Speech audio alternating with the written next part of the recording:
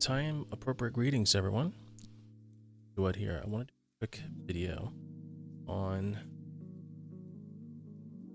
tactics and best practices on how to make the most of your project management software, especially when it comes to task management. So, about three tips and tactics. The fourth being like a bonus twist on what I do and have been experimenting with, very happy with so far. So the first one is proper task grooming.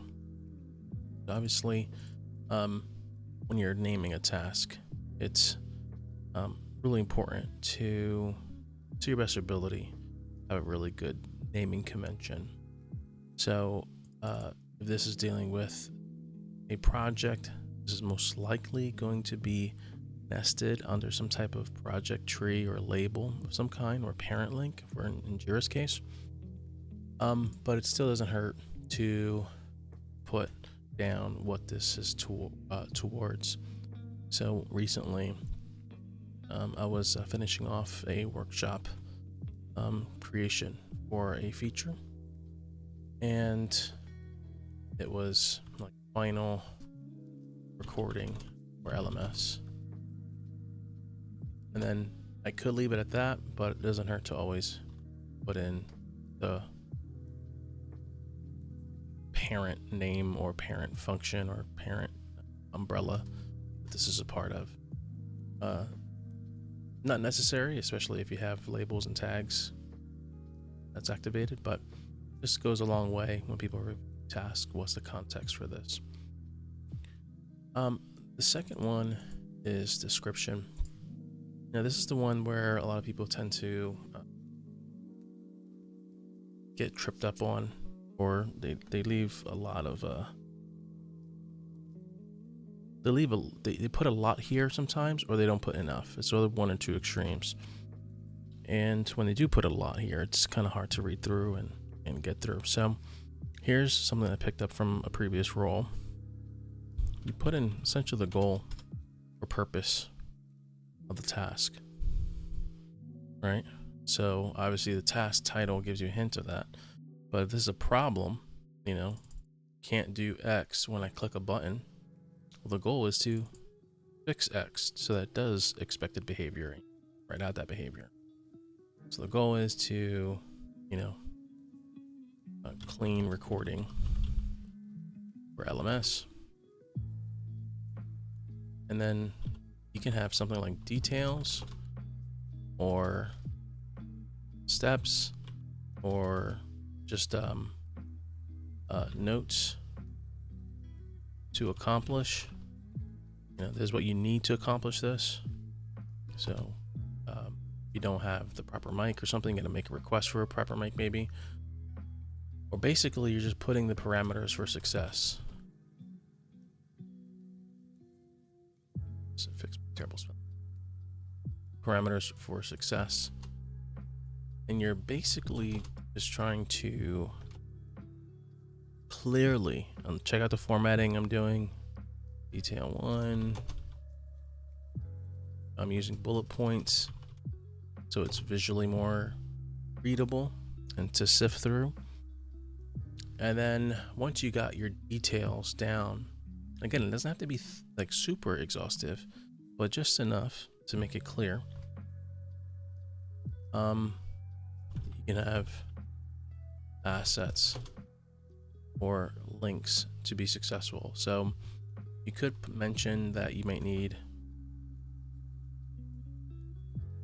link here to find something in order to get the job done, or you can link here, or even put an attachment somewhere. Let's see, insert elements. Yeah, you can do various attachments and whatnot to attach it to that, so that when the person comes to this, when you assign it to someone, they come in here, everything is clean, readable, and they have everything they need to be successful. So of course it's easy to just focus on the due date and that's it, but there's so much more than just slapping a due date on a task and saying, all right, it's groomed, You want to actually have a format. And so when everyone is operating with some type of similar fashion of grooming the task, when things are getting passed around and handed off, it's way easier to see. So that's the first one. Generally speaking, have a agreed upon shared language on grooming a task. That can go a long way. The second I already mentioned, asset and links. Always provide that. Don't just reference something. Oh, you got to use this, got to use that, or leave it up open-ended. Go the extra mile and just link it or attach it. Third is obviously updating it. This is where it's going to be important. So in the previous role, we had to do this like every day or every other day, and we'll just tag in update what I did X, Y, and Z. What's next? And then I'll type that out, and you generally reference when you're going to take another stab at it. I wish we lived in a perfect world where we can just take, every time we sit down, every 15, 30, 45 minutes, we can start a task and finish a task in one sitting. But that's rare. So, what I think should be done is having a solid note-taking or updating routine for all your tasks, and try to hit each task once a day or once every other day, or short for those urgent tasks. Obviously that makes sense, but for those long-term tasks that are open-ended, that don't really have a due date, or it's a far timeline, maybe once a week you'll comb through all your tasks and write some particular updates of where you are. Or even if you're not going to do it, you don't plan on doing something on this, well, that's where you have your start date. I don't plan on doing this until X, Y, and Z date. Or you put in it, hey, no meaningful update to provide. We'll tackle this at this date, and then you'll come so that people can see that it's on the radar. It's just not immediate attention. So those are the top 3 things. Groom the task, provide assets and links whenever possible. Do not write in paragraphs in your description. Be very clear cut. And then have a routine for updating your task and grooming it. Add those labels if it gets blocked. Put blocked. If that's a menu item there. And the last one I'm fleshing out a little more, but I call it like workbenching. Basically, either in the description or in the notes, you're essentially having things almost like a scratch pad, where the person who this gets assigned to can really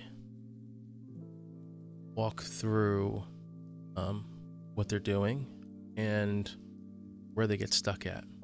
So I recently had to do a workshop where it was a little tricky on how we're going to approach it, because we're working with VMs and dealing with one of the features with recovering logs. It's kind of hard to replicate in a VM environment without staging the data and being a little, having to do extra things to stage that data. And so if I'm stuck on something or I'm chewing something, I might just write, I may use the actual task as a scratch pad itself to say, how do I want to do this? Option 1, some type of script to stage fake logs for demo. Option 2 would be, just speak to the scenario, maybe use screenshots, PowerPoint to kind of make up for that. And so these things are maybe things I have to consider you don't have the answer to it right now, or I can write where I'm stuck, or blocker, and I can mention that the MySQL DB credentials are lost or still not. No one really knows where they're from or who set it up and all this kind of stuff. So it's really comes down to taking it out of your brain so that when you come back to this, because again, if you don't finish this in one shot, you have to come back to this. It becomes way easier to reorient yourself to this task and really get to the bottom of it. So you can literally just jump right in and go, oh yes, now I remember where I left off at. Because that's the challenge. We're getting pulled in different directions. We have to jump in and out of tasks, and you want a place where you can log your thinking and where you are with things. The last benefit with this is if you have to have a meeting with someone and you want to explain to them what your blockers are or demo, do a soft, like a draft outline, I can do a quick recording and, do a dry run to showcase the flow. Not sure if I'm happy with it. And then I can link to that flow. And this way, when I have someone who wants to take a look at it, I just tag them in this task. Or if I have a meeting with someone, and by the way, what do you think about this? I can just go right to it instead of fishing it out of my Microsoft OneDrive, fishing it out of personal drive where it's like on my outside of my OneDrive syncing, because I know I've been burned with OneDrive one time, a couple times actually. So